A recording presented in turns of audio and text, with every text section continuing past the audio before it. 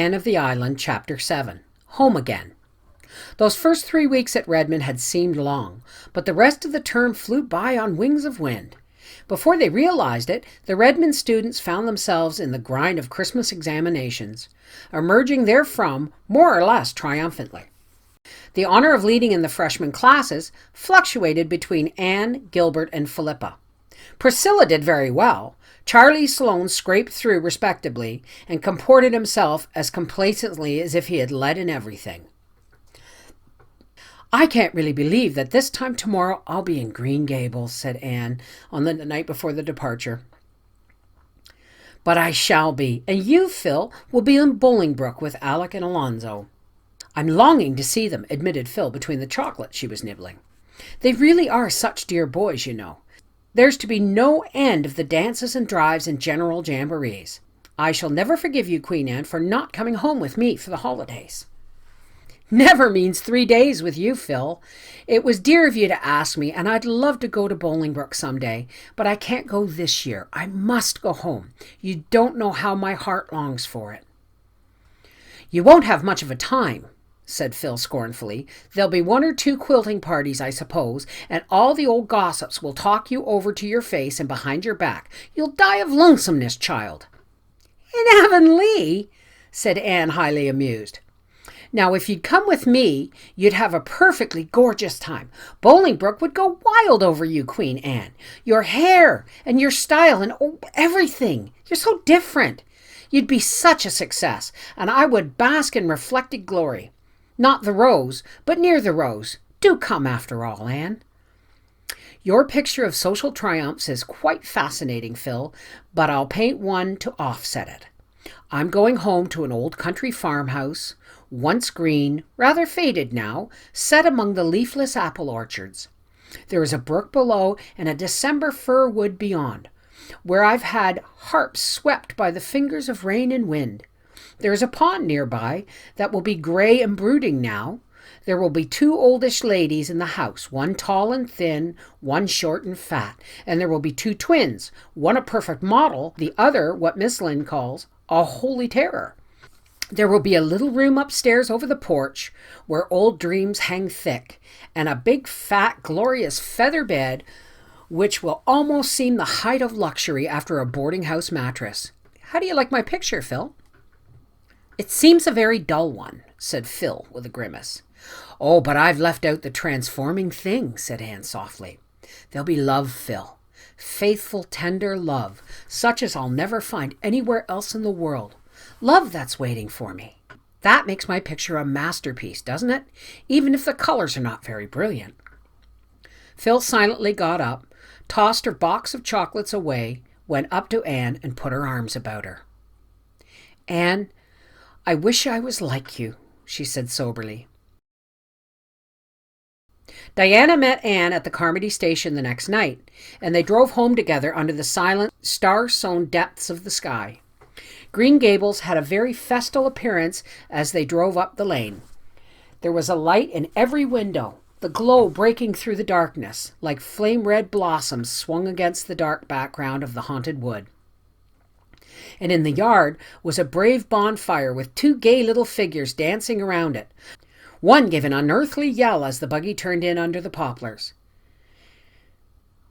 "Davy means that for an Indian war whoop," said Diane. "Mr. Harrison's hired boy taught it to him. He's been practicing it up to welcome you with. Mrs. Lynde says it has worn her nerves to a frazzle. He creeps up behind her, you know, and then lets go. He was determined to have a bonfire for you, too. He's been pulling up branches for a fortnight and pestering Marilla to let him pour some kerosene over it before setting it on fire. I guess she did, by the smell, though Mrs. Lynde said up to the last that Davy would blow himself and everybody else up if he was let." Anne was out of the buggy by this time, and Davy was rapturously hugging her knees while even Dora was clinging to her hand. "Isn't that a bully bonfire, Anne? Just let me show you how to poke it. See the sparks? I did it for you, Anne, because I was so glad you were coming home." The kitchen door opened and Marilla's spare form darkened against the inner light. She preferred to meet Anne in the shadows, for she was horribly afraid that she was going to cry with joy. She, stern, repressed Marilla, who thought all display of deep emotion unseemly. Mrs. Lynde was behind her, sonsy, kindly, matronly as of yore. The love that Anne had told Phil was waiting for her, surrounded her, and enfolded her with its blessing and its sweetness. Nothing, after all, could compare with old ties, old friends, and old Green Gables. How starry Anne's eyes were as they sat down to the loaded supper table. How pink her cheeks were. How silver clear her laughter. And Diana was going to stay all night, too. How like the dear old times it was. And the rosebud tea set graced the table. With Marilla, the force of nature could no further go. "I suppose you and Diana will now proceed to talk all night," said Marilla sarcastically as the girls went upstairs. Marilla was always sarcastic after any self-betrayal. "Yes," agreed Anne gaily, "but I'm going to put Davy to bed first. He insists on that." "You bet," said Davy as they went along the hall. "I want somebody to say my prayers to again. It's no fun saying them alone." "You don't say them alone, Davy. God is always with you to hear you." "Well, I can't see him," objected Davy. "I want to pray to somebody I can see, but I won't say them to Mrs. Lynde or Marilla. There now." Nevertheless, when Davy was garbed in his gray flannel nightie, he did not seem in a hurry to begin. He stood before Anne, shuffling one bare foot over the other, and looked undecided. "Come, dear, kneel down," said Anne. Davy came up and buried his head in Anne's lap, but he did not kneel down. "Anne," he said in a muffled voice, "I don't feel like praying after all. I haven't felt like it for a week now. I didn't pray last night or the night before." "Why not, Davy?" asked Anne gently. You won't be mad if I tell you," implored Davy. Anne lifted the little gray flannel body onto her knee and cuddled his head on her arm. "Do I ever get mad when you tell me things, Davy?" "No, you never do. But you get sorry, and that's worse. You'll be awful sorry when I tell you this, Anne, and you'll be ashamed of me, I suppose." "Have you done something naughty, Davy? And is that why you can't say your prayers?" "No, I haven't done anything naughty yet, but I want to." "What is it, Davy?" I want to say a bad word, Anne," blurted out Davy with a desperate effort. "I heard Mr. Harrison's hired boy say it one day last week, and ever since I've been wanting to say it all the time, even when I'm saying my prayers." "Say it then, Davy." Davy lifted his flushed face in amazement. "But Anne, it's an awful bad word. Say it." Davy gave her another incredulous look. Then in a low voice, he said the dreadful word. The next minute, his face was burrowing against her. "Oh, Anne, I'll never say it again. Never. I'll never want to say it again. I knew it was bad, but I didn't suppose it was like that." "No, I don't think you'll ever want to say it again, Davy. Or think it either. I wouldn't go about much with Mr. Harrison's hired boy if I were you." "He can make bully war whoops," said Davy a little regretfully. "But you don't want your mind filled with bad words, do you, Davy? Words that will poison it and drive out all that is good and manly." "No," said Davy, owl-eyed with introspection. "Then don't go with those people who use them. And now do you feel as if you could say your prayers, Davy?" "Oh, yes," said Davy eagerly, wriggling down on his knees. "I can say them now all right. I ain't scared now to say if I should die before I wake, like I was when I was wanting to say that word." Probably Anne and Diana did empty out their souls to each other that night, but no record of their confidences has been preserved.